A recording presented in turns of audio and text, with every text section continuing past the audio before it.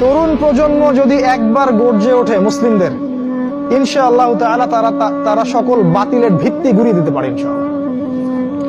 তরুণ প্রজন্মের মধ্যেই ছিল খালিদ বিন ওয়ালিদ, তারেক বিন জিয়াদ, এই মানুষগুলা, ওমর ইবনুল খাত্তাব, আলী ইবনে আবি তালেব, যায়েদ ইবনে হারেসা, আসাদুল্লাহ, সাদ ইবনে আবি ওয়াক্কাস।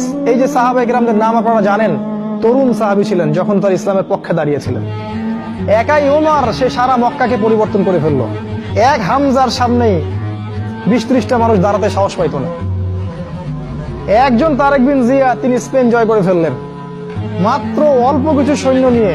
মোহাম্মদ বিন কাসিম আমাদের এই ভারতীয় উপমহাদেশ জয় করলেন। এখন আপনি মুসলিম হয়ে এখানে বসে আছেন। এই তরুণ প্রজন্মই পারে এই বাতিলের শিকড় উপড়ে ফেলতে। এই জন্য মাসিহুদ দাজ্জাল এবং তার অনুসারীরা খুব ভালো করেই জানে যে মুসলিম তরুণ প্রজন্মকে যদি আমরা আটকাতে না পারি, তাহলে আমাদের ভবিষ্যৎ খারাপ আছে।